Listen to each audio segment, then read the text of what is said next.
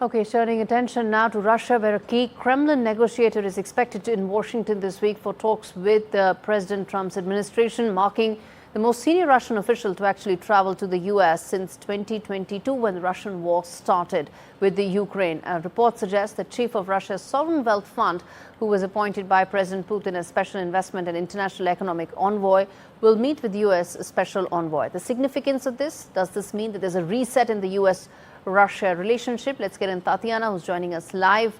She's a senior journalist. Tatiana, talk to us about the significance of this meeting, and what do you think could be the expected or Russia's expected outcomes from this?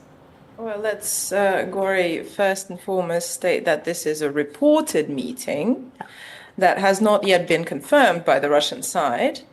The Kremlin spokesman has said that the meeting is possible. However, we don't know any official details. Everything we know from American media, and you know how often these reports have to be first verified, then, taken on. But I do believe that, in terms of what has been happening with the Russian and the American side meeting and discussing many issues, this visit, should it actually happen, would How be much of a reset do you think it will be for U.S.-Russia relationship? I don't think that we can talk about a reset as of right now. We're still discussing many points of possible cooperation. But of course, any sort of investment, direct investment, mutual investment even, would be an extremely important part of the ongoing communication between Moscow and Washington. Because if you look at how Donald Trump does business, then you understand that he is about big money, and any sort of direct investment would be a sort of a security guarantee in terms of even potentially future negotiations on Ukraine. Indeed, I was coming to just that while there's going to be revival of the economic relationship, Trump has also threatened tariffs, fresh tariffs on Russia, if President Putin doesn't agree on the Ukraine peace pact. How do you think that is going to impact the talks?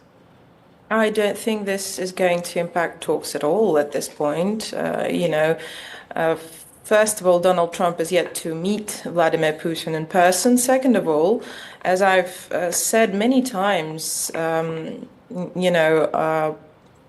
we need to understand that when an American president speaks, and certainly when the US president speaks, he's first and foremost speaking to the American population, not to,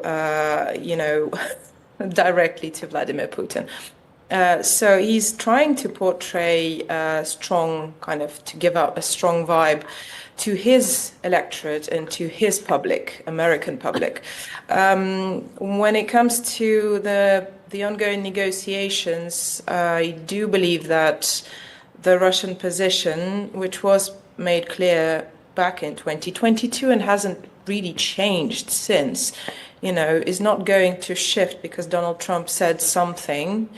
Given the fact that the Russian economy has really been impacted and battered by the sanctions and the war for the last 3 years, how much... And you're basing this question on which numbers exactly? No, I'm just asking you that how much do you think American investments will help the Russian economy, and how important do you think that will be in this proposed meeting? Well, Gaurie, this question, which I find extremely biased to begin with, has nothing to do with the reality. If you're calling Russian economy battered, when in fact it hasn't been, then I would like to see specific numbers or hear them, backing such claims. So you have no expectations out of this meeting? And what do you think would like in terms of economic expectations? I don't believe that Russian economy needs any sort of a lifeline, which is what you're suggesting, because Russian economy has been doing very well, despite the unprecedented sanctions. Okay. Okay, I'm afraid I'll have to leave it there because we agree to disagree. I feel that the Russian economy does need an economic lifeline, and at this stage, the meeting could provide it one. But as I said, Let's leave it there where we disagree. On that note, a completely timed out on this edition of India Global. Thanks so much for watching.